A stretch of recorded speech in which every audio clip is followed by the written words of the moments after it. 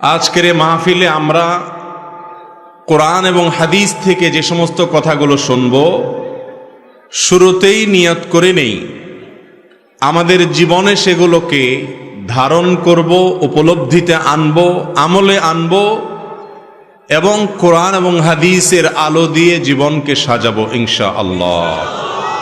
আল্লাহ তাআলা আমাদের সবাইকে তৌফিক দান করুন। মোহতারাম হাজরিন, আমি কোরআনে কারীমের সূরা আনআমের 120 নম্বর আয়াত তেলাওয়াত করেছি। এই আয়াতকে সামনে রেখে কিছু কথা আরজ করব। ওয়ামা তাওফীক ইল্লা বিল্লাহ। আল্লাহ রাব্বুল আলামিন কোরআনে হাকীমের সূরা আনআমের 120 নম্বর আয়াতে ইরশাদ করেছেন, ওয়াযারু যাহিরাল ইসমি ওয়া বাতিনাহ, অর্থাৎ হে আমার বান্দাগণ, তোমরা প্রকাশ্য অপরাধ, প্রকাশ্য গুনাহ যেগুলো দেখা যায়, এ ধরনের পাপ থেকে বেঁচে থাকো। আর যে সমস্ত পাপ দেখা যায় না, অদৃশ্য, ভেতরে ভেতরে মানুষ করে, সেরকম অপ্রকাশ্য, অদৃশ্য এবং গোপন পাপ থেকেও তোমরা বেঁচে থাকো। এই আয়াতের আলোকে আমরা জানতে পারলাম যে নাফরমানি, আল্লাহর অবাধ্যতা এবং গুনাহ এটা দুই প্রকার। কিছু আছে জাহিরি গুনাহ, কিছু আছে বাতিনি গুনাহ। জাহিরি গুনাহ যে সমস্ত গুনাহ এবং পাপ দেখা যায়, চুরি করা, জেনা করা, ডাকাতি করা, মিথ্যা কথা বলা, নামাজ ত্যাগ করা, মাদক সেবন করা, যৌতুক নেওয়া এবং এ জাতীয় যত অপরাধ আছে, এসব হলো প্রকাশ্য অপরাধ। খুব সামান্য সংখ্যক কিছু অপরাধ আছে যেগুলো মানুষ করে কিন্তু দেখার কোনো উপায় নাই, দেখা যায় না, ভেতরে ভেতরে করে। সেই অপরাধগুলো সম্পর্কে আমাদের সমাজে বেশিরভাগ মানুষের জানাশোনাই নেই। সেগুলো যে গুনাহ, সেগুলো যে পাপ, সেগুলো যে অপরাধ, সেগুলো যে কবিরা গুনাহ, সেই ধারণাই আমাদের অনেকের মধ্যে নাই। আপনি যদি কোনো রোগকে রোগ মনে করেন, তাহলে সে রোগ থেকে চিকিৎসার রাস্তা আপনি খুঁজে বের করবেন। আর যদি কোনোটাকে আপনি রোগই মনে না করেন, তাহলে তো আপনি সেটা ট্রিটমেন্ট করানোর কোনো চেষ্টাও করবেন না। তাহলে বোঝা গেল প্রকাশ্য অপরাধের চাইতে অনেক বেশি ডেঞ্জারাস, ভয়াবহ হলো ওই সমস্ত পাপ, ওই সমস্ত অপরাধ, ওই সমস্ত নাফরমানি, ওই সমস্ত গুনাহ যেগুলো মানুষ ভেতরে ভেতরে করে। কারণ সেগুলো যে গুনাহ, সেই চেতনাই মানুষের মধ্যে নাই। সময়ত ভাইরা আমার, আর এই জন্য আল্লাহ রাব্বুল আলামিন বলেছেন, আল্লাহর প্রিয় বান্দা হতে হলে, জান্নাতের মালিক হতে হলে, জাহান্নাম থেকে নিষ্কৃতি পেতে হলে, খাঁটি মুসলিম হতে হলে শুধু উপর দিয়ে ফিটফাট হইলে হবে না। উপর দিয়ে ফিটফাট হওয়ার পাশাপাশি ভেতরটাও ফিটফাট হতে হবে। আর যাদের উপরটা ফিটফাট, ভেতরটা সদরঘাট, সে কখনো খাঁটি মুসলিম হতে পারে না। আল্লাহ তাআলা আমাদের উপর এবং ভেতর, বাহির এবং ভেতর সবগুলোকে সংশোধিত করার তৌফিক দান করুন, বলুন আমিন। মুহতারাম হাজরিন, যে সমস্ত গুনাহ মানুষ ভেতরে ভেতরে করে, এই সমস্ত গুনাহ এর মধ্য থেকে একটা হলো হিংসা। সিরিয়ালে অনেকগুলো বলা যাবে, কিন্তু আমি মাত্র এক দুইটা নিয়ে আজকে আলোচনা করব, খুব বেশি সময় নেব না। হিংসা এটা একটা গুনাহ, সগীরা গুনাহ না, কবিরা গুনাহ। এই হিংসা নাই এমন কোন মানুষ আছে? কঠিন। কারোর মধ্যে মাত্রা বেশি, কারোর মধ্যে কম, কিন্তু কম বেশ হিংসা সবার ভেতরে থাকে। ইল্লা মার রাহিমা রাব্বি, আল্লাহর কিছু খাঁটি বান্দা, তাদের কথা ব্যতিক্রম। যারা হাসাদ, কোরআনের ভাষায়, হাদিসের ভাষায় এটাকে বলা হয়েছে হাসাদ, বাংলায় বলি আমরা হিংসা। এই হিংসা নামক রোগ থেকে পরিচ্ছন্ন এবং মুক্ত মানুষের সংখ্যা একেবারেই কম। আপনি নামাজি রোজাদার মানুষ পাবেন, হজ করা মানুষ পাবেন, ফজর পর্যন্ত ওয়াজ করতে রেডি আছে, প্রস্তুত আছে, এরকম মানুষও পাবেন। কিন্তু মনটাকে হিংসা থেকে মুক্ত করা মানুষ পাওয়া বড় কঠিন। এই হিংসাটা, এটার পরিচয় হলো অন্য কারোর ভালো দেখলে নিজের ভিতরে অস্থির লাগা, অন্যের ভালো দেখলে নিজের কষ্ট লাগা, খারাপ লাগা, এটাকে বলে কি? হিংসা। এই রোগটা আমাদের মধ্যে আছে না নাই? প্রত্যেকটা মানুষ কারোর না কারোর সাথে তার একটা কম্পিটিশন থাকে, একটা প্রতিযোগিতা থাকে। যার সাথে তার প্রতিযোগিতা থাকে ওই লোকটা একটু আগায় গেলে, ভালো পারলে, কোনো অ্যাচিভ হলে, কোনো ভালো অর্জন করলে আপনার মনের ভেতরে যদি জ্বালা পোড়া শুরু হয়, আপনি যদি মনে মনে কামনা করেন তার ক্ষতিটা হোক, তাহলে এটার নাম হলো হিংসা। এই হিংসা কি সওয়াবের কাজ না গুনার কাজ? সগীরা গুনাহ না কবিরা গুনাহ? কবিরা গুনাহ। কিরকম কবিরা গুনাহ জানেন? আল্লাহু আকবার। রাসূল করিম সাল্লাল্লাহু আলাইহি ওয়াসাল্লামের বিভিন্ন হাদিস থেকে বোঝা যায় হিংসা মানুষের ভালো ভালো নেকামলগুলোকে ভেতরে ভেতরে, ক্যান্সার যেরকম ভেতরে ভেতরে মানুষকে শেষ করে দেয়, মানুষের নেকামলগুলোকে ভেতরে ভেতরে সব নষ্ট করে দেয়। আগুন যেরকম কাঠকে জ্বালিয়ে পুড়িয়ে ভস্ম করে ছাই করে ফেলে দেয়, ঠিক একইভাবে হিংসা নামক ব্যাধি যদি কারোর অন্তরে থাকে, ভেতরে থাকে, এটা দেখা যায় না, এটা গোপন গুনাহ, তাহলে মানুষের সমস্ত নেকামলকে ভেতরে ভেতরে শেষ করে দেয়। সে আমল করে করে পাহাড় জমায়, এদিকে হিংসার কারণে তার সমস্ত আমল ছাই হয়ে যায়, বরবাদ হয়ে যায়। ভাইরা আমার, এই জন্য হিংসা নামক এই ভাইরাস থেকে নিজের বুকটাকে পরিচ্ছন্ন করার চেষ্টা করতে হবে। আল্লাহ তাআলা আমাদেরকে তৌফিক দান করুন। রাসূল করিম সাল্লাল্লাহু আলাইহি ওয়াসাল্লাম বলেছেন, আবু হুরায়রা রাদিয়াল্লাহু তাআলা হাদিস বর্ণনা করেছেন, লা তাহাসাদু, ও মুসলমানরা তোমরা একে অন্যের প্রতি হিংসা করো না। নবীজি নিষেধ করেছেন, এজন্য হিংসা করা হারাম। ওয়ালা তানাজাসু, তোমরা একে অন্যের বেচাকেনাতে মধ্যখান দিয়ে ঢুকে ডিস্টার্ব করিও না, ক্ষতি করিও না, প্রতারণা করিও না। ওয়ালা তাবাগাদু, এবং তোমরা একে অন্যের প্রতি শত্রুতা অন্তরে রাখিও না। ওয়াকুনু ইবাদাল্লাহি ইখওয়ানা, আর তোমরা আল্লাহর বান্দা ভাই ভাই হয়ে থাকো। এখন কারোর সাথে আপনার শত্রুতা নাই এমন কোন মানুষ আছে? শত্রুতা যে অন্তরের ভেতরে রাখি আমরা, এটা তো দেখা যায় না। দেখা যায়? মুশকিল হলো উপর দিয়ে আপনি হাসতেছেন, মুস্কি হাসি দিচ্ছেন, অথচ তলে তলে আপনি তার প্রতি আপনার শত্রুতা আছে, আপনার হিংসা আছে। এই রোগটা দেখা যায় না, হিংসাটা দেখা যায় না। এই জন্য এটা বাতিনি গুনাহ, ভেতরের গুনাহ। ভেতরের গুনাহ অনেক মারাত্মক, অনেক ডেঞ্জারাস। ক্যান্সার ভেতরে হয়, বাহিরে হয় না, এই জন্য সেটা অনেক বেশি ডেঞ্জারাস। প্রিয় ভাইরা আমার, হিংসার গুনাহ, এটা থেকে নিজেকে পবিত্র করা না গেলে যত নেকামল আপনি করেন, যত ভালো কাজ আপনি করেন, যত তেলাওয়াত জিকির আপনি করেন, আল্লাহ রাব্বুল আলামিনের কাছে ওই আমলের সওয়াব পাওয়ার আশা করা বড় কঠিন। জান্নাতি মানুষ, তাদের মার্কা কি জানেন? জান্নাতি মানুষদের একটা বড় মাপের মার্কা হলো তারা নিরীহ কিসিমের হবে।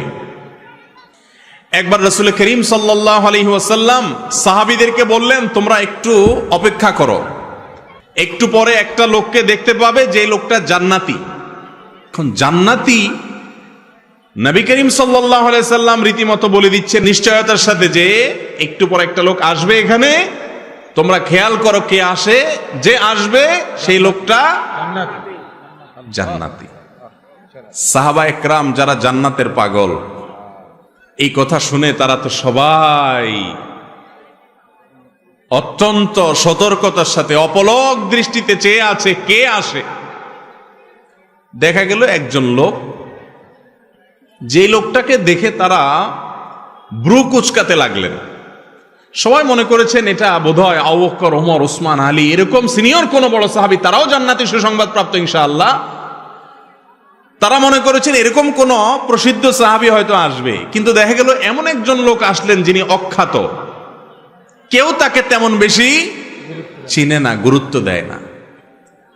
নবী করিম সাল্লাল্লাহু আলাইহি সাল্লামের এই কথা শোনার পর সাহাবায়ে কেরাম চিন্তা করলেন, নবীজি যেহেতু বলেছেন লোকটা জান্নাতি, তার মুখ থেকে সুসংবাদ পাওয়া, অতএব গুলি মিস হলে এটা তো মিস হতে পারে না, এই লোকটা তো জান্নাতি অবশ্যই হবে। তাহলে কি এমন আছে তার ভেতরে যে সেই গুণের কারণে সে জান্নাতি? এই জন্য সাহাবায়ে কেরামদের একটা দল কয়েকজন মিলে ওই সাহাবীর বাসায় সিসি ক্যামেরা বসাইলেন। সিসি ক্যামেরা মানে আজকালকার যুগে সিসি ক্যামেরা না, মানে মনিটরিং বসাইলেন।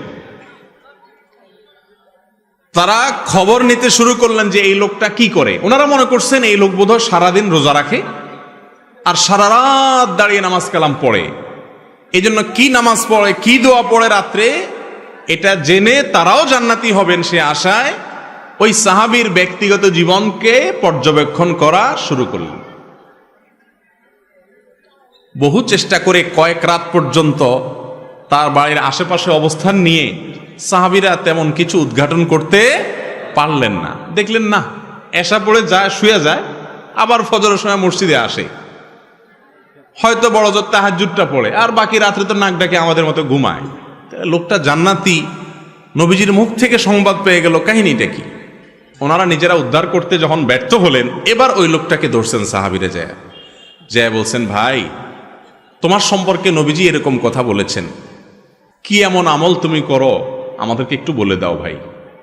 জান্নাত তো আল্লাহ তাআলার অনেক বড় জান্নাত, আমাদেরকেও আল্লাহ দিলে তোমার তো আর ক্ষতি হবে না। এই কথাটা সাহাবীরা বলেন নাই, এটা বোঝাতে চেয়েছেন এবং বলেছেন, ভাই বলে দাও কি আমল করো তুমি যে তোমার সম্পর্কে এত বড় সার্টিফিকেট রাহমাতুল লিল আলামিন আল্লাহ রাসূল সাল্লাল্লাহু আলাইহি সাল্লাম স্বয়ং দিয়ে দিয়েছেন, কি করো তুমি বলো। লোকটা সাহাবীদের কথা শুনে, তিনিও সাহাবী, তিনি বললেন যে ভাই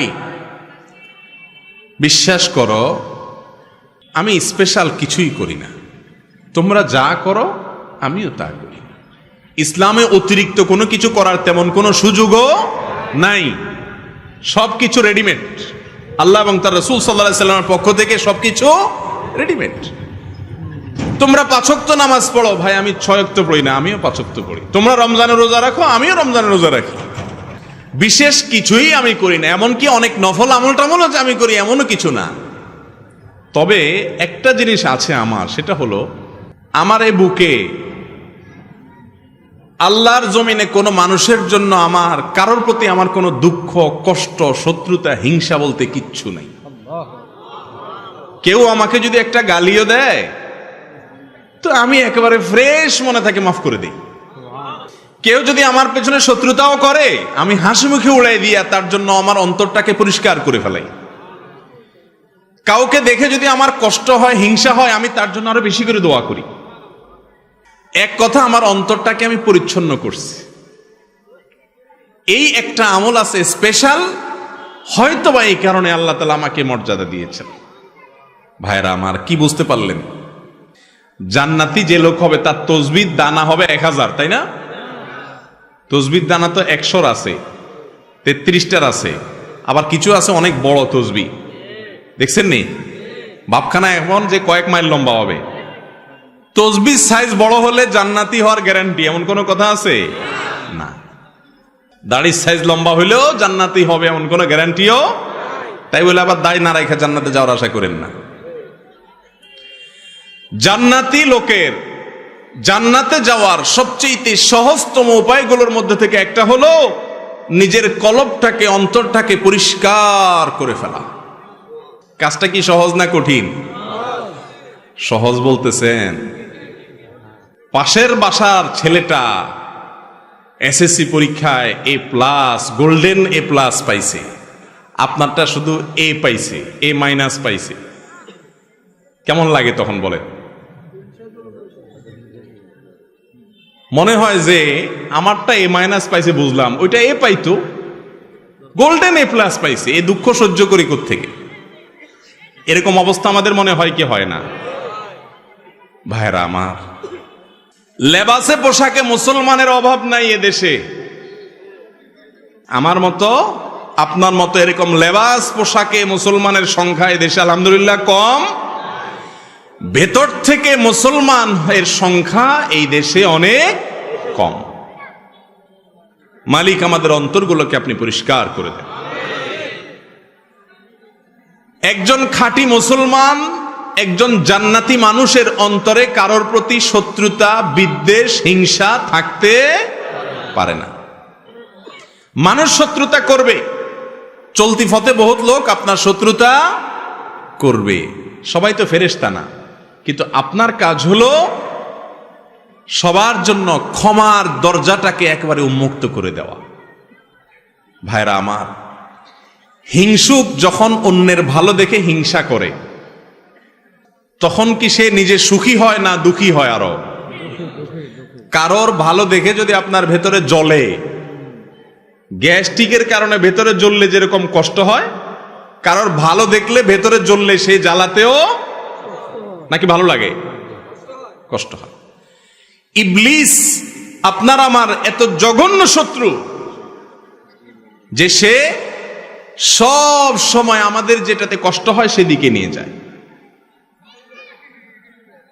এখন কথা হলো, আমাদের অন্তরে হিংসা আছে কিনা এটা বুঝবেন কিভাবে?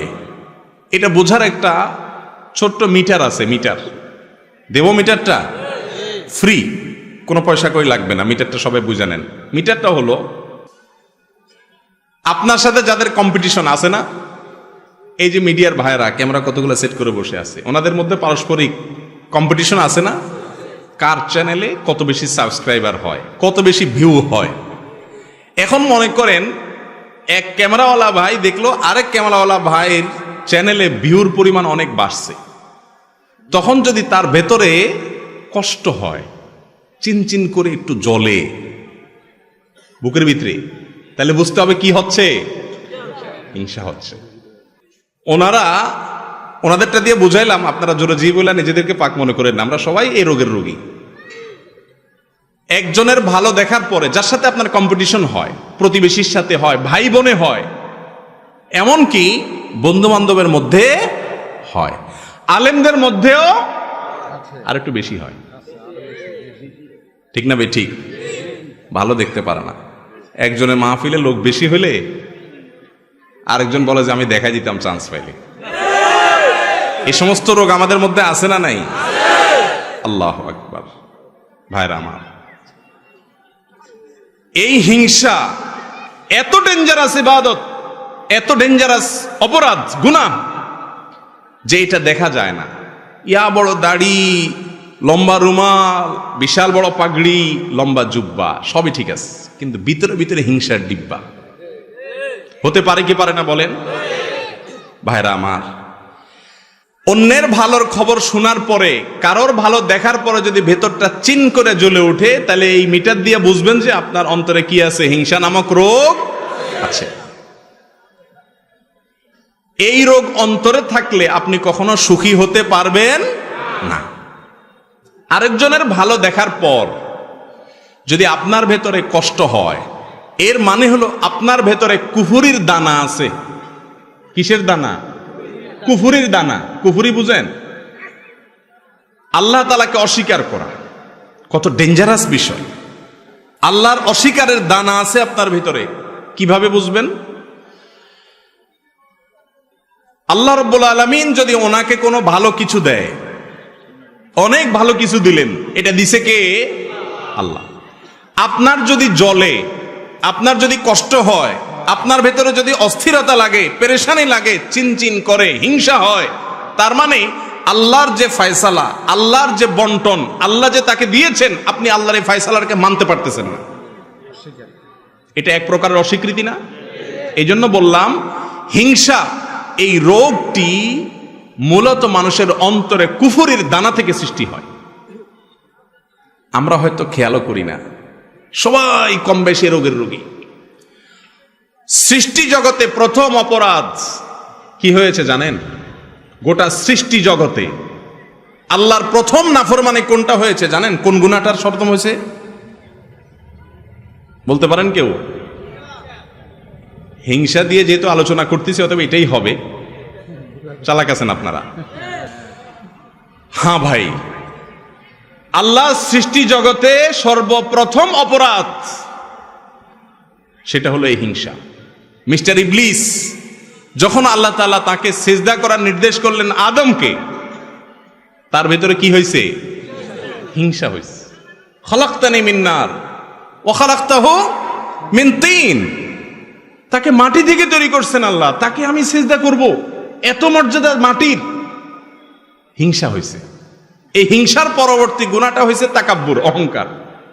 সেখান থেকে হয়েছে কুফরি। হিংসার মতো অপরাধ যেটাকে আমরা অপরাধ মনেই করি না, জেনাকে অপরাধ মনে করি, চুরিকে অপরাধ মনে করি, মাদককে অপরাধ মনে করি, নামাজ ছাড়াকে অপরাধ মনে করি, বেপরদাকে অপরাধ মনে করি, গালিগালাজকে অপরাধ মনে করি, মানুষ হত্যাকে অপরাধ মনে করি, কারণ এগুলো সব দৃশ্যমান। কিন্তু হিংসা নামক অপরাধ, যে অপরাধ ছোট কোনো অপরাধ নয়, আমল বিনাশী অপরাধ, সেটাকে আমরা অপরাধ মনে করি না। ভাইরা আমার, আজ থেকে আপনার বুকে নিজে হাত দিয়ে চিন্তা করবেন, কল্পনা করবেন, ভাববেন কারোর ভালো দেখলে আপনার জ্বলে কিনা। পারবেন না ইনশাআল্লাহ? যে যদি দেখেন যে হ্যাঁ কারোর ভালো দেখলে আপনার ভেতরে জ্বলে, তাহলে বুঝতে হবে আপনার ভেতরে হিংসা আছে। এটাকে নোট করে ফেলবেন। নোট করার পর প্রতিজ্ঞা করবেন যে এই হিংসা আমি দূর করব। দূর করা ভেরি ইজি। রোগ ধরাটা হলো মূল। আপনি যদি ধরতে পারেন যে আপনার অন্তরে অমুকের প্রতি হিংসা আছে, ওনার প্রতি হিংসা আছে, এটা যদি আপনি ধরতে পারেন, তাহলে ইনশাল্লাহ ট্রিটমেন্ট ভেরি ইজি। আমি ট্রিটমেন্ট বলতেছি একেবারে সহজ, কিন্তু আগে আপনাকে খুঁজে বের করতে হবে কার প্রতি আমার হিংসা হয়। খুঁজে বের করার পর দ্বিতীয় কাজ হলো চিন্তা করবেন, আমি যদি হিংসা করি তাহলে কেমন যেন আমি আল্লাহর ফয়সালাকে অস্বীকার করলাম। ঠিক না? ঠিক বলেন। আল্লাহ তাআলা পাশের বাসার আমার প্রতিবেশীর ছেলেকে মেয়েকে ভালো রেজাল্ট দিয়েছেন, এই দানটা তো আল্লাহর, তো আমার আল্লাহ দিয়েছেন, আমার যদি কষ্ট লাগে তার মানে আল্লাহর বন্টনটাকে আমি মানলাম না। ডেঞ্জারাস ব্যাপার, কুফরি। এটা মানুষকে আস্তে আস্তে ওই ইবলিসকে যেরকম কাফের বানিয়ে দিয়েছে, আস্তে আস্তে মানুষকে কুফরি পর্যন্ত নিয়ে যায়। এই কথার যখন চিন্তা করবেন তখন ইনশাআল্লাহ নিজের ভেতরে হিংসা দূর হওয়ার প্রাথমিক পদক্ষেপ চলে আসবে, যে এটা তো আল্লাহর বন্টন, আমি হিংসা করে কি লাভ হবে? হিংসুক হিংসা করে পৃথিবীর কারোর কোনো ক্ষতি করতে পারে না। বরং আপনি কি করবেন, ওই মালিকের সাথে কথা বলা শুরু করবেন। বলবেন, মালিক তুমি তাকে দিয়েছ, তোমার ভান্ডারে তো কোনো কমতি নাই, তাকে দিয়েছ তার জন্য আমার কোনো কষ্ট নাই, আরো দাও, কিন্তু আমাকেও দাও সাথে মালিক। ব্যাস, এটার নাম হলো গিবতা, বাংলা বলে ঈর্ষা। এটা খারাপ না, এটা জায়েজ আছে। কারোর ভালো দেখছেন, দেখার পরে বললেন যে আল্লাহ তাকে আপনি দিয়েছেন, এটা নিয়ে আমার আপত্তি নেই মালিক, আপনি সিদ্ধান্ত নিয়েছেন দেওয়ার, অতএব নিশ্চয়ই এর ভেতরে কল্যাণ আছে, আপনার ফয়সালার প্রতি আমার কোনো অভিযোগ নাই মালিক, তাকে দিয়েছেন আরো দেন, আমাকেও দেন। হলো কি? ঈর্ষা। এই ঈর্ষাটা হিংসার মতো নিন্দনীয় বা খারাপ না। যদি আপনার মনের ভেতরে কারোর প্রতি হিংসা হয়, আল্লাহর কসম করে বলতেছি, পরীক্ষা করে দেখেন, নিজের ভেতরে অ্যাপ্লাই করে দেখেন, প্রয়োগ করে দেখেন।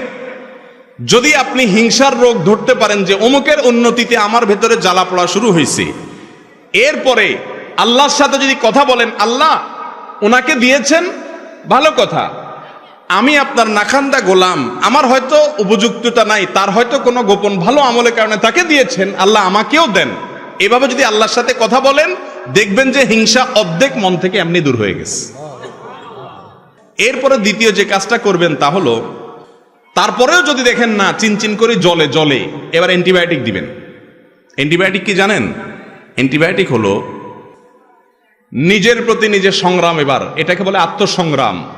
নিজের বিরুদ্ধে নিজে যুদ্ধ করতে হবে। এখন এবার আপনাকে অ্যান্টিবায়োটিকে যেতে হবে, অপারেশনও বলতে পারেন। সেটা হলো এবার নিজের নফসকে বলবেন, নফস আমার আল্লাহ তাকে দিয়েছে, তোমার কাছে কষ্ট লাগে, তুমি হিংসুক, ছোট লোক, অতএব এটার শাস্তি হলো তুমি আল্লাহর কাছে মনে না চাইলে হুদামিসা দোয়া করো, এমনি দোয়া করো, আত্মলি বলো আল্লাহ ওনাকে যা দিয়েছেন আল্লাহ ওনাকে আরো দেন, আরো দেন। আল্লাহ আল্লাহ আপনার শুকর, আপনি তাকে দিয়েছেন, তার ছেলেকে এ প্লাস দিয়েছেন, আল্লাহ আরো দেন। আল্লাহ ওনার ব্যবসায় অল্প দিনে এত লাভ করছে, আল্লাহ ডবল করে দেন। মনে চাবে না, কিন্তু মনের বিরুদ্ধে মুখে আল্লাহর কাছে কি করবেন? এটা বললে আপনার ভেতরকার যে প্রবৃত্তি, আত্মা, নফস, এই নফস রুসওয়া হবে, বেইজ্জত হবে, লাঞ্ছিত হবে, এবং ইনশাআল্লাহ হিংসা থেকে সে আস্তে আস্তে সরে আসবে।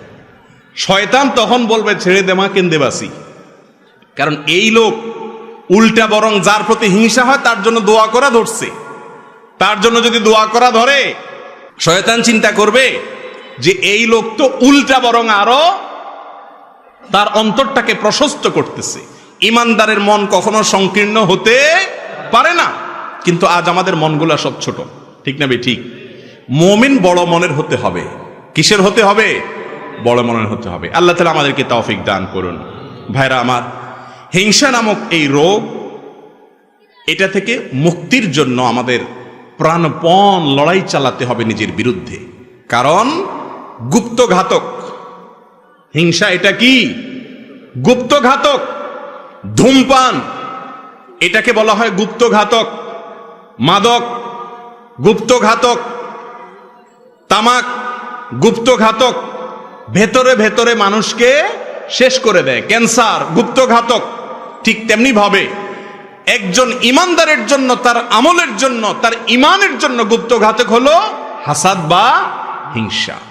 আল্লাহ তাআলা আমাদের সবাইকে, আমাদের অন্তরগুলোকে পরিষ্কার করার তৌফিক নসিব করুন।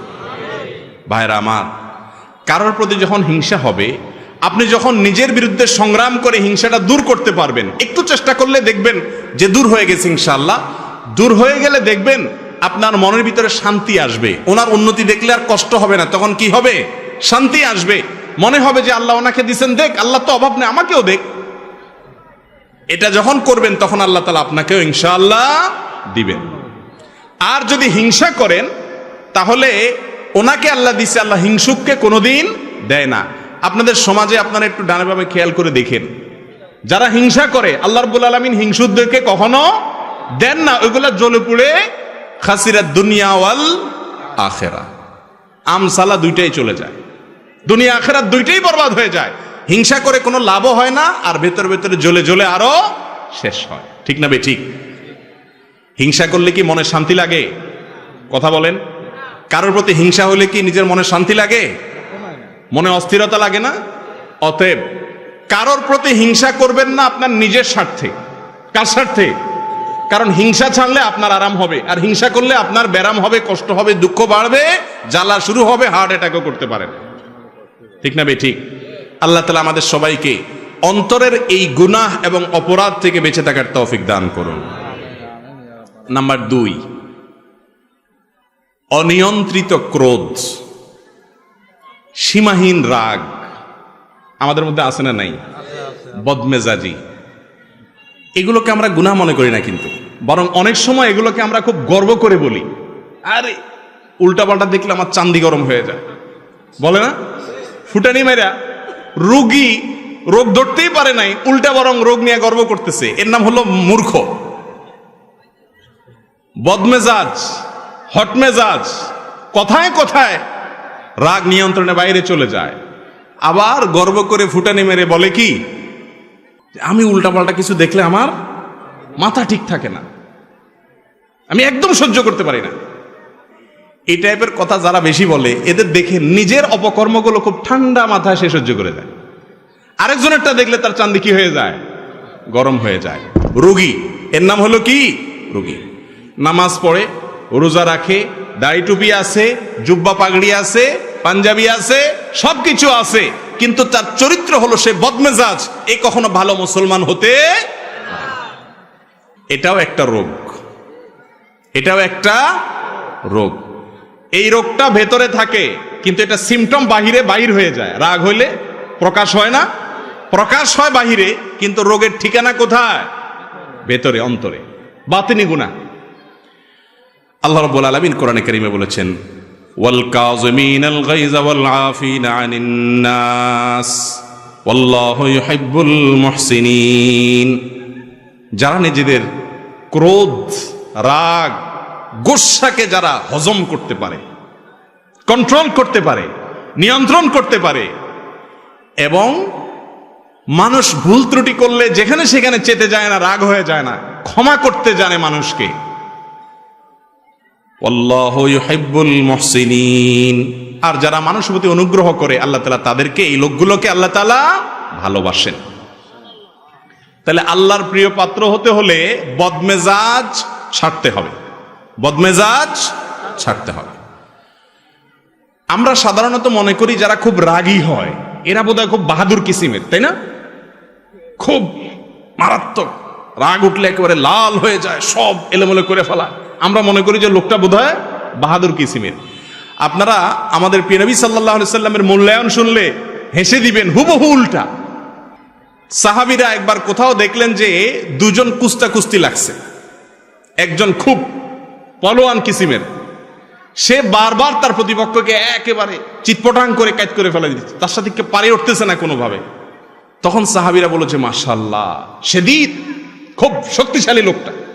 নবী করিম সাল্লাল্লাহু আলাইহি সাল্লাম তখন সাহাবীদেরকে বলেছেন যে আরে না, তোমরা এই লোকটাকে খুব শক্তিশালী মনে করছো, আসো আমি দেখাই এর চেয়ে শক্তিশালী লোককে। তখন নবী সাল্লাল্লাহু আলাইহি সাল্লাম বলেছেন আলা আদুল্লুকুম মান হুয়া আশাদ্দু মিনহু, এই লোকের চাইতে আরো শক্তিশালী মানুষের কথা বলবো না তোমাদেরকে আমি, দেখবা? সাহাবে ওই রাসূল অবশ্যই দেখান কে সেই লোক যে এর চাইতে বড় ফলোয়ার আছে আমাদের এই মদিনা শহরে, কে সে? তখন নবী করিম সাল্লাল্লাহু আলাইহি সাল্লাম বলেছেন রজুলুন যালামাহু রাজুলুন, এক ব্যক্তি তার প্রতি কেউ জুলুম করেছে। রিকশাওয়ালা আপনার গায়ের উপরে রিকশাটা লাগাই দিছে অসতর্ক হয়ে, একজন সাধারণ মানুষ আপনার পাও দিয়া পায়ের উপরে পাড়া দিস, আপনাকে কষ্ট দিছে, জুলুম করছে। আপনি চাইলে কষায় আনে একটা দিয়ে দাঁতগুলা সব ফালে দিতে পারেন, এই ক্ষমতা আপনার আছে। কিন্তু ফাকাজা মাগাইজাহ, চান্দি গরম হয়ে গেছে, এরপরেও সে ওই মালিক দেখছেন, সব মালিক সব দেখছেন, সেই কথা মাথায় রেখে ঢোক গিলার মতো করে রাগটাকে গিলে ফেলে দিয়েছে, দিয়ে মুস্কি হেসে দিয়েছে, ওই লোকটাকে মাফ করে দিয়েছে। এই ব্যক্তি সম্পর্কে নবীজি বলেছেন ফাগালাবাহু ওয়াগালাবা শায়তানা, সে নিজের রাগের উপরে জয়ী হয়ে গেছে, শয়তান চাচ্ছে তাকে এখানে হারায় দিতে, জাহান্নামের দিকে নিতে, সে শয়তানকে হারায় দিছে, হেসে দিছে, রাগকে কন্ট্রোল করতে পারছে। এই লোক হলো আসল বীর, আসল বাহাদুর। ভাইরা আমার, আমাদের দেশে এই টাইপের মানুষ হলে আমরা তারে কি সার্টিফিকেট দিতাম? নবীজি বলছেন সবচেয়ে বড় বীর সে, আমরা হলে বলতাম সবচাইতে বড় বেদা, দেত্রা, ঠিক না? এটাতে একটা আস্তারা বেদলা মানুষ, বোকা শোকা মানুষ, বেকুব নাকি রে? আরে এত বড় একটা জুলুম করলো, কি একটা রিকশাওয়ালা এত বড় একটা অন্যায় করলো, বেটা চায় চায় চলে গেল, এটা পুরুষ নাকি রে? আমরা এরকম না দেখি? দেখেন নবী করিম সাল্লাল্লাহু আলাইহি সাল্লামের দেখার দৃষ্টিভঙ্গি আর আমাদের দৃষ্টিভঙ্গির মধ্যে পার্থক্য কত বেশি, রোগী তো ধরতে পারতেছি না আমরা। ভাইরা আমার, যাত্রার সাথে রাগ জাহির করতে ফেলা এটা সবাই পারে, এটা পারার জন্য কোনো যোগ্যতার প্রয়োজন, কিন্তু রাগকে কন্ট্রোল করার জন্য যোগ্যতার প্রয়োজন হয়। কন্ট্রোল করা সবাই পারে না। পাতলা পায়খানার বেগ আসছে, ধরে রাখতে পারে না, এ কি সুস্থ না রোগী? কথা বলেন, রোগী। আমরা বলি ডায়রিয়ার রোগী, তাই না? আর বাথরুমের বেগ আসছে, এরপরে অদীর্ঘ সময় ধরে রাখতে পারছে, আমরা বলি সুস্থ মানুষ, ঠিক না? ঠিক। আউট অফ কন্ট্রোল হয়ে গেছে, ডাইরেক্ট হয়ে গেছে, কোনোভাবে ধরে রাখতে পারে না, এটা হলো অসুস্থ ব্যক্তি। রাগ আসলে চান্দি গরম হয়ে যায়, ভাঙচুর শুরু করে, এলোমেলো করে ফেলে সব, মাথা গরম হয়ে যায়, হট মেজাজ হয়ে যায়। তার মানে এই ডায়রিয়ার রোগীর মতো রোগী কন্ট্রোল করতে পারে না, এটার স্ক্রু ঢিলা। স্ক্রু কি আপনারা মনে করেন স্ক্রু বেশি টাইট, ওইটা একটু বেশি ঢিলা, স্ক্রু ঢিলা দেখেই সে হট হয়ে যায়। কথা বুঝেন নাই? বদমেজাজ যে তার স্ক্রু টাইট না ঢিলা, বিশ্বাস হয় না আপনাদের? কারণ স্ক্রুটা যদি টাইট থাকতো তাহলে তার কন্ট্রোলিং পাওয়ার থাকতো, সাথে সাথে ব্রেক দিতে পারতো, যেখানে সেখানে রাগ দেখাইতো ভাইরা আমার, এই রোগটা আজকাল অনেক বেশি। বড়রা তো বড়রা, ছোট বাচ্চা কাচ্চা 3 বছরের 4 বছরের বাচ্চা কাচ্চা যেগুলো আছে, সব অভিভাবকদের একটাই কথা, মারাত্মক রাগী। ঠিক না ঠিক? বাপ মা আবার এমন স্টাইলে বলে, মনে হয় যে খুব গর্বিত। ঠিক না? বলে যে মারাত্মক রাগী ছেলেটা, ডেঞ্জারাস রাগী। ও ছেলে যে রোগী এটা সে নিজেও টের পাচ্ছে না। ঠিক না ঠিক বলেন? ছোট ছোট বাচ্চাদেরকেও দেখবেন, গত 10-20 বছর আগেও, মুরব্বীরা বলতে পারবেন, 10-20 বছর আগেও পোলাপান এত হট মেজাজি ছিল না। এখন আরে বাপরে বাপ, চান্দি চুন্দি সব গরম। ঠিক না ঠিক? কোনো ঠান্ডা মানুষ টানুষ নেই। চুলের তো নুন ব্যাস করলে ভাঙচুর শুরু করে দেয়। হ্যাঁ, তার সিনারিও দেখার জন্য সবাই অস্থির হয়ে যায়। ঠিক না ঠিক? এর অবশ্য অন্য কারণ আছে। এর কারণ কি জানেননি? ওইটা আরেক রোগ। এটা হলো মোবাইলে গেমস পোলাপানকে দিতে দিতে, গেমসে কি দেখে? গেমসে যা দেখে সব হলো কি? মারামারি, কাটাকাটি। সামনে আসছে ঠুস ঠুস মারো। ঠিক না ঠিক? ওই সাপের গেম যেটা খেলান একই কথা, খাই ফেলা। সামনে যারা আছে তারা খাই ফেলা। এই যে গোটা সমাজে হানাহানি, খুনাখুনি, মারামারি, খাই খাই, ধর ধর, মার মার, কেন আসছে?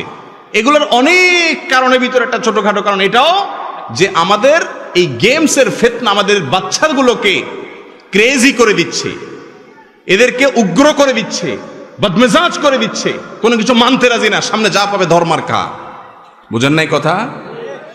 আল্লাহ তাআলা আমাদের সবাইকে সুস্থ মানসিকতা অর্জন করার তৌফিক নসিব করুন। বলছিলাম ক্রোধের কথা। ছোট বাচ্চারাও এখন বদমেজাজি। ভাইরা আমার, রাগ খারাপ জিনিস না। রাগ মূলত খারাপ জিনিস। রাগকে নিয়ন্ত্রণ করতে না পারা, এটা হলো খারাপ জিনিস। এই জন্য আল্লাহ রাব্বুল আলামিনের ভাষা দেখবেন, ওলামা ইকরাম মজা পাবেন, জানেন, ওয়াল কাযিমিনাল গায়জ। আল্লাহ বলেছেন যারা রাগকে সংবরণ করে। কাজম এর মানে হলো মশক। মশক আগের যুগে পানি রাখার জন্য চামড়ার, যে এখন ফুদে বড় করার বালিশ আছে না কিছু, এখন আজকাল পাওয়া যায় মেডিসিনের দোকানে, গরম পানি রাখার জন্য ওইগুলোর মধ্যে। তো এটার মধ্যে হট ওয়াটারের যে ব্যাগ, এই ব্যাগের মধ্যে পানি রাখলে সেটা যাতে বের না হয়, এটার জন্য সিবিটিভি ভালো করে আটকানো, এটাকে বলা হয় কাজম, নিয়ন্ত্রণ করা, কন্ট্রোল করা। আল্লাহ তাআলা বলেছেন ওয়াল কাযিমিনাল গায়জ, যারা তাদের ক্রোধকে, রাগকে এরকম নিয়ন্ত্রণ করে, ওই হট ওয়াটার ব্যাগ থেকে যেরকম এক ফোঁটা পানি বের হতে দেয় না ব্যাগে, ঠিক তেমনি ভাবে যেই ব্যক্তি তার রাগ আছে ঠিকই, যখন তখন সেটাকে বের করে দেয় না। যখন যতটুকু দরকার হয় হট ওয়াটারের ব্যাগ খুলে মানুষ ঢালে, সেও যেখানে যতটুকু দরকার হয় ততটুকু রাগ জাহির করে, যেখানে সেখানে রেগে যায় না, কন্ট্রোল করতে পারে। এই ব্যক্তির প্রশংসা আল্লাহ করেছেন। আল্লাহ বলেন নাই ওয়াল আদিমিনাল গায়জ, আল্লাহ কিন্তু বলেন নাই ওয়াল আদিমিনাল গায়জ। আদিমিনাল গায়জ মানে যাদের রাগ নাই, তাদের প্রশংসা আল্লাহ করেন নাই। একেবারে ভেদলা, রাগটা কিচ্ছু নাই, বেদামাস, এটার প্রশংসা নাই। রাগ থাকতে হবে, তবে রাগরে কি করতে হবে? কন্ট্রোল। আপনার রাগের চোটে মায়ের সামনে মুখটা খারাপ করে ফেলে দিলেন, রাগের চোটে একটা গালি বের হয়ে গেল, রাগের চোটে বাপকে ঝাড়ি দিয়ে বসলেন, রাগের চোটে একজন মুরব্বির সাথে বেয়াদবি করে বসলেন, রাগের চোটে একজন দুর্বল মানুষকে একটা থাপ্পড় দিয়ে বসলেন। দুনিয়াতে মাস্তানি করবেন, কিয়ামতের ময়দানে এসব ওয়াজ টোয়াজ শোনা কাজে আসবে না, কোরআন তেলাওয়াত জিকির আজকার কাজে আসবে না। ওই থাপ্পড়ের কারণে নেকামল দিয়ে সে লোককে নিজে ভিক্ষুকের মতো, ফকিরের মতো জাহান্নামে নিক্ষিপ্ত হইতে হবে। এত সহজ না জান্নাত। নিজের বিরুদ্ধে সংগ্রাম করা শিখতে হবে। আল্লাহ তাআলা আমাদের সবাইকে মানুষের মতো মানুষ হওয়ার তৌফিক দান করুন। একজন মানুষ প্রকৃত অর্থে ভালো মুসলমান হইতে হলে আগে ভালো মানুষ হইতে হবে। ভালো মানুষ হওয়া ছাড়া ভালো মুসলমান হওয়ার কোনো পথ খোলা নেই। অতএব রাগকে সংবরণ করতে হবে। এক সাহাবী এসে বলতেছেন, ইয়া রাসূলুল্লাহ, আমাকে একটু উপদেশ করেন, আমাকে একটা উপদেশ করেন। আমরা তো এখন উপদেশ চাই না, হুজুরদের কাছে যাই শুধু দোয়া চাই, হুজুর একটু দোয়া করিয়েন। আজ পর্যন্ত আমি দেখি নাই, আমি তো ছোট মৌলবী, মুরব্বীরা আরো বড় মৌলবী সাহেবরা ভালো জানেন, সাধারণ মানুষ আসে কি বলেনি কি, হুজুর আমাকে একটা নসিহত করেন, কোন আমলটা করব বা কি করব। এগুলা পাওয়া যায় সচরাচর? সব শুধু দোয়া চায়, কারণ মনে করে যে হুজুররা দোয়া করে দিলে আমি আকাম কুকাম যাই করি না কেন শর্টকাট হইতে মনে আল্লাহ পার করে দিবে। বুঝছেন নি? বাঙালি সব জায়গায় আমরা শুধুমাত্র শর্ট রাস্তা খুঁজি, সোজা রাস্তায় কোথাও যাইতে রাজি না। আখিরাতের ক্ষেত্রে একই কথা, হুজুরদের দোয়া নিয়ে শর্টকাটে যেতে চাই, নিজে সোজা হইতে রাজি। সাহাবী জিজ্ঞাসা করতেছে, ইয়া রাসূলুল্লাহ আউসিনি, আমাকে একটু ওসিয়ত করেন, উপদেশ করেন।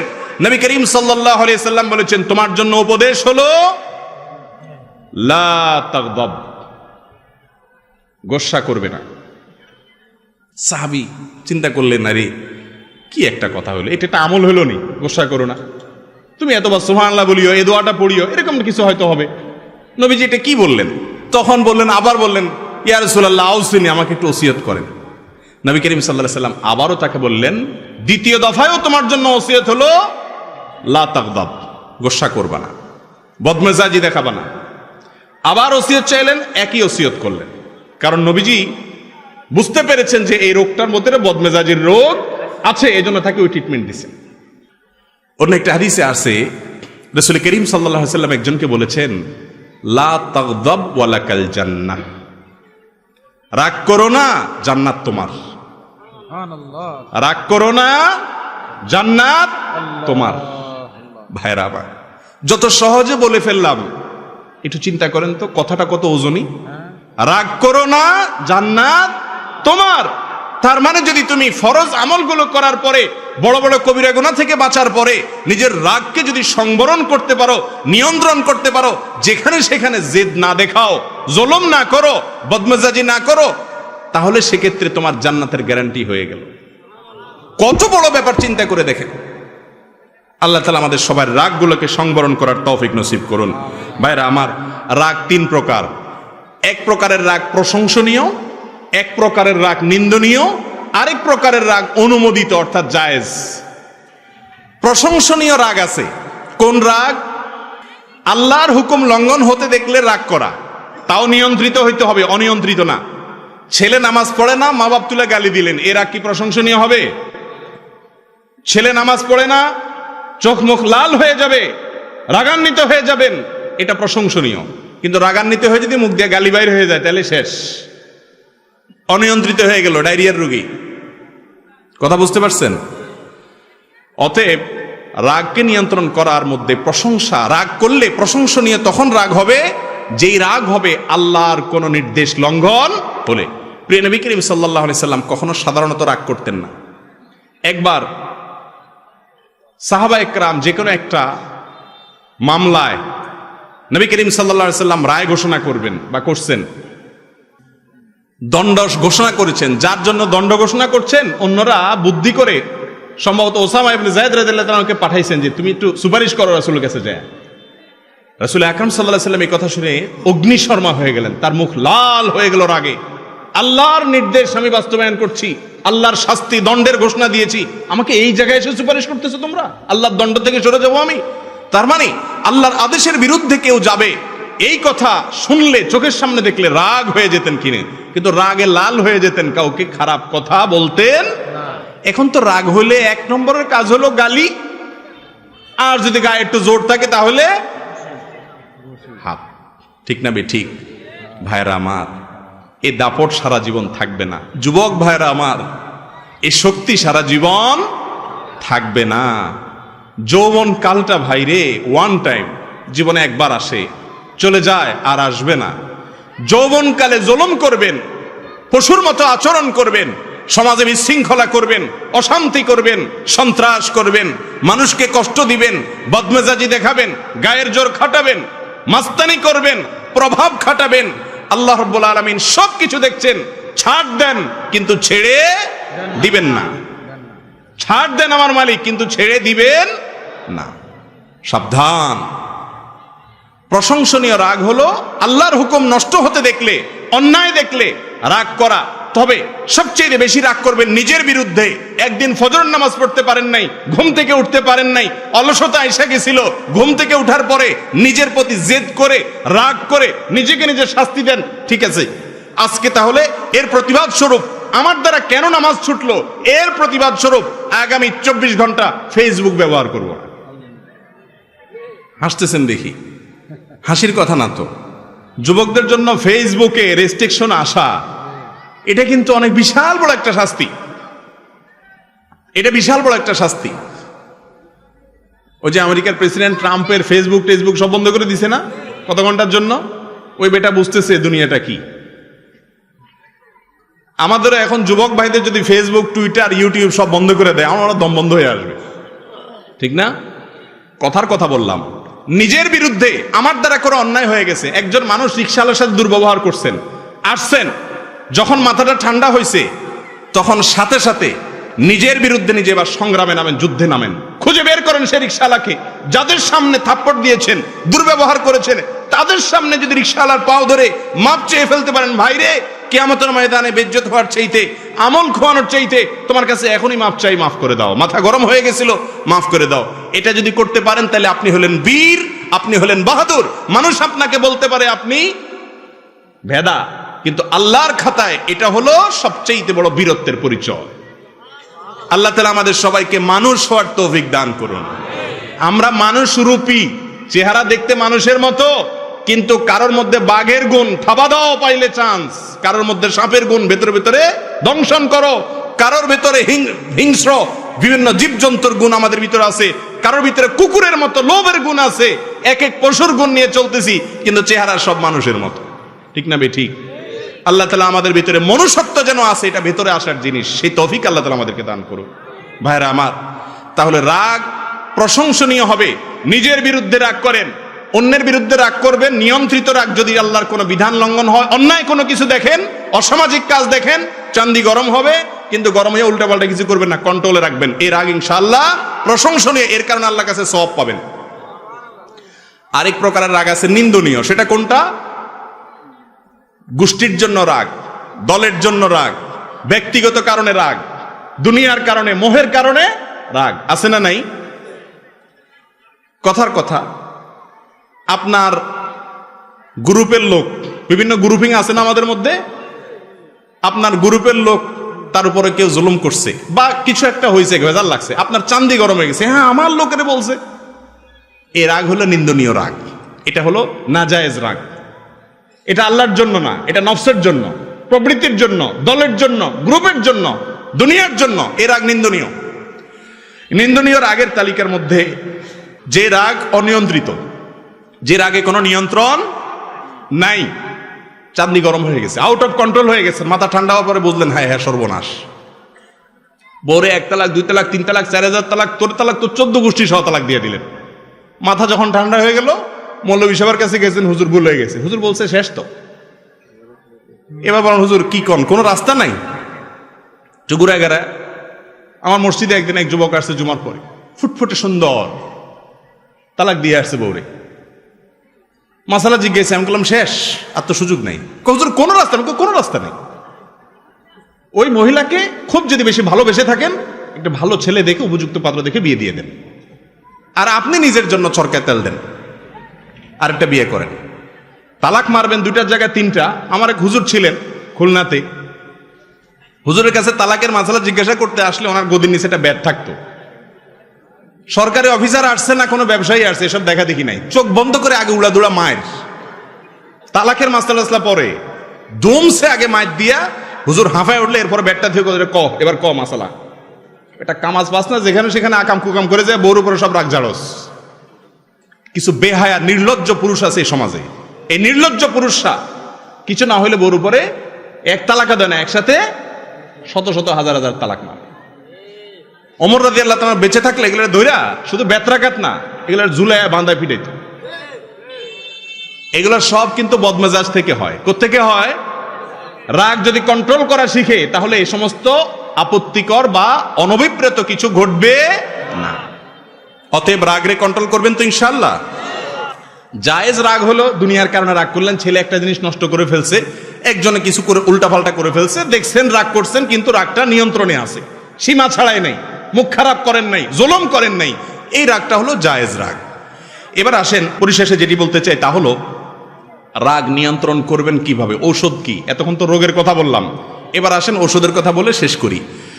ওষুধ হলো, 1 নম্বরের ওষুধ হলো, রাগ যখন উঠবে আউযু বিল্লাহি মিনাশ শাইতানির রাজিম পড়বেন। কি পড়বেন? আউযু বিল্লাহি মিনাশ শাইতানির রাজিম। সাথে সাথে দেখবেন রাগের মিটার 99 ডিগ্রি থেকে একেবারে ধাপ করে দেখবেন জিরোতে চলে আসছে। এক ব্যক্তি নবী করিম সাল্লাল্লাহু আলাইহি সাল্লামের যুগে খুব জিদ দেখাচ্ছে, উনি দূর থেকে দেখতে পাচ্ছেন চান্দি টান্দি গরম করে ফেলছে, চিল্লাচিল্লি করতেছে, খুব সিন ক্রিয়েট করতেছে, রাগ উঠে গেছে মাথা। নবী করিম সাল্লাল্লাহু আলাইহি সাল্লাম দূর থেকে ওই লোককে শুনায়া শুনায়া বলতেছেন, আমি একটি কালিমা জানি, ইন্নী লা আ'লামু কালিমাতান, আমি একটি বাক্য জানি, যেই বাক্যটা এই লোকটার এখন চান্দি গরম আছে, সে যদি পড়ে তাহলে তার রাগের মিটার ধপ করে নেমে যাবে, সে শান্ত হয়ে যাবে। সে বাক্যটা কি? নবীজি দূর থেকে তাকে শুনে শুনে বললেন, আউযু বিল্লাহি মিনাশ শাইতানির রাজীম, অর্থাৎ আল্লাহ আপনার কাছে আমি আশ্রয় চাই শয়তান থেকে, যে শয়তান আমারে খেপায় দিচ্ছে, খোঁচাচ্ছে, আমার বদমেজাজ উঠাই দিছে শয়তান, তার কাছ থেকে মালিক আপনার কাছে পানা চাই। হাদিসে আসছে ওই সাহাবী দূর থেকে শুনছেন, তো উনি শুনে সাথে সাথে পড়ছেন, ওনার রাগও সাথে সাথে ঠান্ডা হয়ে গেছে। নবীজির কৌশল দেখেন, উনি তো ওই লোককে কাছে যায় বলতে পারতে, এই মিয়া বদমেজাজি দেখাইতেছো, শুনো আমল শিখাই দিই, পড়লে থেমে যাবে, আওয়াজ সাথে দিন পড়ো। রাগের মাথা যদি তার সামনে যে এরকম কথা বলতো, এই লোক বেয়াদবি করে বেঈমান হওয়ার ভয় ছিল কি ছিল না? আমরা হলে তো এরকমই করতাম। নবীজির কৌশল দেখেন, যারা দাওয়াতের কাজ করবে, ইসলামের কথা মানুষকে বলবে, তারা অনেক বেশি কৌশল জানতে হবে, সুন্দর উপায়ে বলতে হবে, উপস্থাপনটা ভালোভাবে হইতে হবে। এই জন্য নবী করিম সাল্লাল্লাহু আলাইহি সাল্লাম তাকে শুনায়া শুনায়া দূর থেকে বললেন, আমি একটা বাক্য জানি, এটা বললে রাগ কমে যায়, যাতে করে তার কান পর্যন্ত কথাটাও পৌঁছাইলো আর সে জিদ দেখানোর সুযোগও পেল না। দেখছেন নবীজির হিকমত? এমনি এমনি গোটা পৃথিবী 23 বছরে পরিবর্তন করে ফেলার নাই, আল্লাহ তাআলা তাকে কি দিয়েছেন? হিকমা দিয়েছেন। ভাইরা আমার, তো এই জন্য রাগ আসলে রাগকে নিয়ন্ত্রণ করার জন্য, রাগ কমানোর জন্য কয়েকটা আমলের কথা বলবো। এক নম্বরের আমল হলো কি? আউযু বিল্লাহি মিনাশ শাইতানির রাজিম পড়া। কোরআন থেকে দলিল নেন এটার সপক্ষে। আল্লাহ রাব্বুল আলামিন বলেছেন, ইম্মা ইয়ানজাগান্নাকা মিনাশ শাইতানি নাযগুন ফাস্তাইজ বিল্লাহি মিনাশ শাইতানির রাজিম। শয়তান যদি তোমাদেরকে খোঁচা দেয়, রাগটা শয়তান থেকে আসে, তখন তোমরা আউযু বিল্লাহি মিনাশ শাইতানির রাজিম পাঠ করবা। একটা ওষুধ হয়ে গেল। নাম্বার 2, অবস্থার পরিবর্তন করা।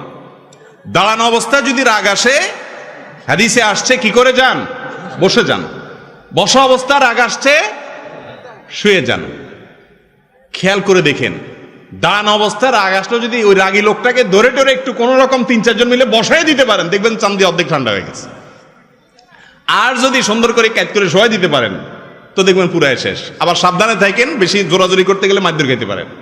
পরে আমার দোষ দিয়ে না যে আপনার আমল অনুযায়ী করতে গিয়ে উল্টা মার খাইছি। তবে এটা যারটা সে করার নিয়ম, আরেকজন না।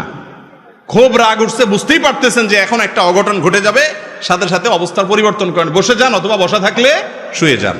2টা আমল গেল। 3 নম্বর আমল হলো যথাসম্ভব রাগ যেন কন্ট্রোলের বাইরে না যায়, সেজন্য ঝগড়া অ্যাভয়েড করা। ঝগড়া, আমাদের বাঙালি জাতির মধ্যে কিছু পছন্দনীয় কাজ আছে, কিছু কুকাজ আছে যেগুলোর প্রতি আমাদের অনেক বেশি দুর্বলতা, আমরা অনেক বেশি ভালোবাসি বাঙালি। সেটার ভিতরে একটা হলো ঝগড়া, অযথা আজাইরা ঝগড়া। 2 জনের ঝগড়া লাগছে, ওখানে 3য় জন যে ঝগড়া লাগে। বাসে উঠছে, 2 সিট আলা ঝগড়া লাগছে, ওখানে দেখবেন আরো 4 জন আজাইরা লেগে গেছে। ঠিক না? ঠিক।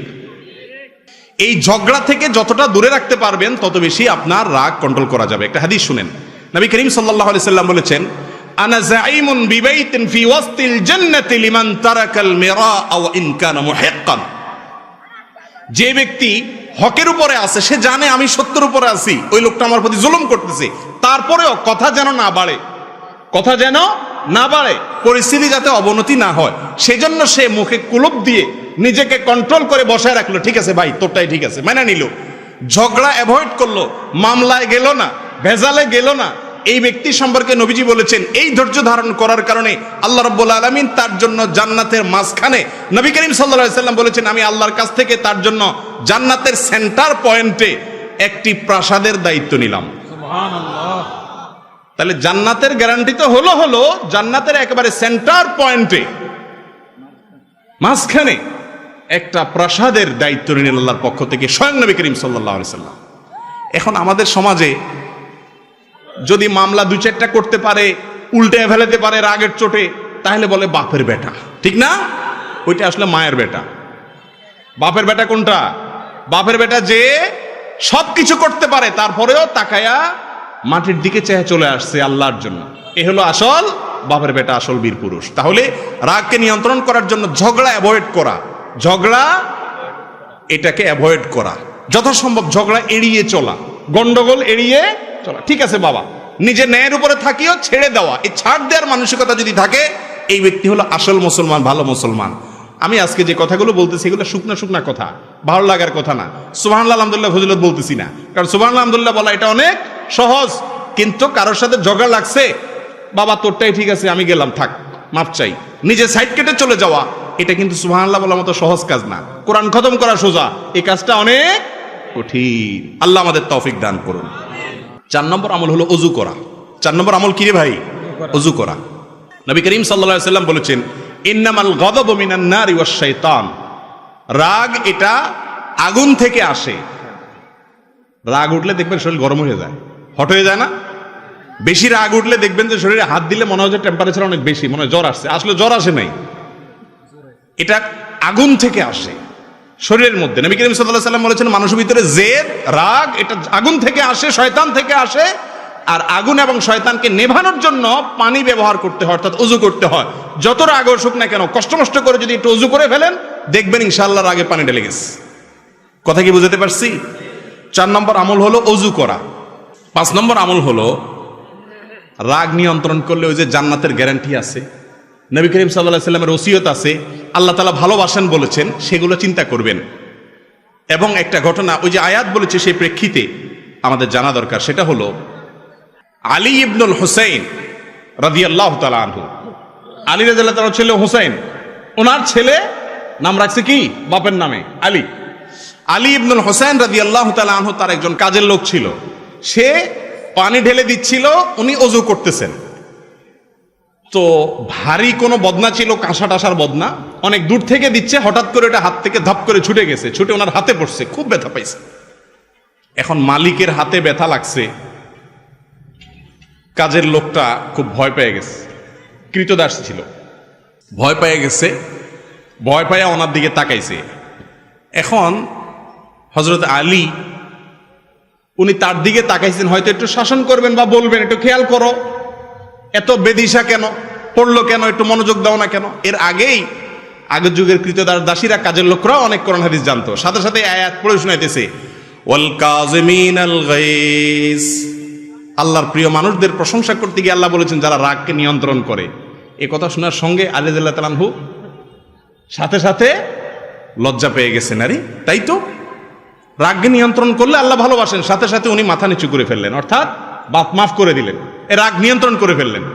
এরপরে বাদী পরের আয়াতের পরের অংশ বলছেন, ওয়াল আফিনা আনিন নাস, শুধু রাগ নিয়ন্ত্রণ করলে হবে না, উপর দিয়ে কিছু বললেন না, ভিতরে তো জিদ আছে, মাফও করতে হবে। ওয়াল আফিনা আনিন নাস, মানুষকে যে মাফ করে, সঙ্গে সঙ্গে তিনি বললেন, যাও কদ আফাউতু আনকি, তোমাকে মাফও করে দিলাম। বাদী এবার আয়াতের শেষ অংশ পড়তেছে, আল্লাহু ইউহিব্বুল মুহসিনিন, শুধু মাফ করলে হবে না, বরং উল্টা আরো ইহসান করতে হবে, অনুগ্রহ করতে হবে, তবে আল্লাহ ভালোবাসবে। সাথে সাথে উনি বললেন, যাও অনুগ্রহ করে তুমি কৃতদাসী, তোমাকে আমি মুক্ত করে দিলাম। সুবহানাল্লাহ। সুবহানাল্লাহ জোর খুব বেশি এই জন্য হয় নাই যে আপনারা এটার মর্ম বুঝতেছেন না। এই যুগে একটা মার্সিডিজ গাড়ি আল্লাহর রাস্তায় দান করা, 5 কোটি টাকা দামের একটা মার্সিডিজ গাড়ি আল্লাহর রাস্তায়, নিজের গাড়িটা কাউকে কথায় কথায় দিয়ে দেওয়া, এটা যেরকম মনে করেন সে যুগে একজন কৃতদাস দাসী মুক্ত করা, সেরকম সর্বোচ্চ সম্পদগুলোর মধ্যে একটা ছিল দাসদেশ, এত দামের ছিল, স্বাধীন করে দিয়েছে, মুক্ত করে, বিনা পয়সা। আমরা হলে বলতাম, তুমি কাঁসার বালতি ফালাইয়া, বদনা ফালাইয়া আমার হাতে ব্যথা দিছ, আমি যখন এখন তোমার সাইজ করব, বুঝতে পারছো, এখন তুমি আমারে আয়াত শুনাইতে আসছো, ওয়াজ করতে আইছো না? আমরা হলে এই কথা বলতাম না? দেখেন, ওনারা এতটা আখিরাতের জন্য পাগল ছিলেন, আল্লাহর কালাম শুনেছেন, আল্লাহর নির্দেশ শুনেছেন, কে বলেছে, কি জন্য বলেছে, এসব দেখা দেখি নেই, সাথে সাথে আমান্না সাল্লামনা সামিআনা ওয়া আতা'না, শুনলাম আর সাথে সাথে আনুগত্য করলাম, সারেন্ডার করলাম, মানলাম, আল্লাহ বলেছেন, আর কোনো কথা নাই। এর নাম হলো মুসলমান। আর আমরা কয় নম্বরের মুসলমান ভাইরা আমার? এই জন্য রাগকে নিয়ন্ত্রণ করার জন্য কি সওয়াব আছে সেগুলো চিন্তা করতে হবে। এটা হলো 5 নম্বরের করণীয়, তাহলে ইনশাআল্লাহ রাগ নিয়ন্ত্রণ করতে পারবেন। 6 নম্বর হলো রাগের পরিণতি সম্পর্কে চিন্তা করবেন। রাগের পরিণতি, রাগের ক্ষতিকর দিক কি, রাগ করলে কি কি ক্ষতি হয়। একটা কথা বাংলায় বিভিন্ন জায়গায় লেখা থাকে, কথাটাকে স্বর্ণের অক্ষরে লেখা দরকার। সেটা হলো, রেগে গেলেন তো হেরে গেলেন। দেখছেন না আপনারা বিভিন্ন জায়গায়? এই কথার মতো বাস্তব কথা আর নাই। জীবনে যতবার বেজ্জত হয়েছেন চিন্তা করে দেখেন, বদমেজাজির কারণে বেজ্জত হয়েছেন। শ্বশুরবাড়িতে যায় বদমেজাজি দেখাইছেন, পরে সারা জীবন শরম পাইছেন, ঠিক না বেঠিক? অজাগায় কুজাগায় গরম হয়েছেন, রাগ হয়ে গেছেন, পরে শরম লাগে সেই জায়গা দিয়ে যাইতে, ঠিক না বেঠিক? রাগ এমন একটা জিনিস, শয়তান আপনারে চেতায় দিল তো হারায় দিল, শেষ। এই জন্য চেতনা আসলে এর ক্ষতিকর দিক কি, আখিরাতের ক্ষতি, দুনিয়ার ক্ষতি, এগুলো চিন্তা করবেন। তাহলে ইনশাআল্লাহ আল্লাহ তাআলা আপনাকে উত্তম পুরস্কার দিবেন, রাগ কন্ট্রোল করার ক্ষমতা দিবেন। সর্বশেষ হাদিস বলে শেষ করব। রাসূল করিম সাল্লাল্লাহু আলাইহি সাল্লাম বলেছেন, কিয়ামতের দিন আল্লাহ তাআলা কিয়ামতের ময়দানে সব মানুষের সামনে ডাকবেন, এক শ্রেণীর লোককে ডাকবেন। কে? যারা দুনিয়াতে জিদ দেখাইতে পারতো কিন্তু দেখাই নাই, হজম করছে। ইউদআ কাযিমাল গাইজি আলা রুউসিল খালাইক ইয়াউমাল কিয়ামাহ আও কামা ক্বালা আলাইহিস সালাতু ওয়াস সালাম। কিয়ামতের দিন সমস্ত মানুষের সামনে রাগ নিয়ন্ত্রণকারী মানুষদেরকে ডাকা হবে। যারা নিজেদের রাগকে বিভিন্ন সময় নিয়ন্ত্রণ করতে পারছো, বীরত্ব দেখাইতে পারছো, আসো। আল্লাহ তাআলা নিজের হাতে তাদেরকে বিশেষভাবে পুরস্কৃত করবেন। আল্লাহ উঠাবেন, সবার সামনে দেখাবেন, প্রদর্শন করাবেন, এই সেই লোক দুনিয়াতে জিদ দেখাইতে পারতো, দেখাই নাই, তার প্রশংসা হবে। আল্লাহ তাআলা আমাকে, আপনাকে, আমাদের সবাইকে আমাদের রাগগুলোকে সংবরণ করার, কন্ট্রোল করার, নিয়ন্ত্রণ করার তৌফিক দান করুন।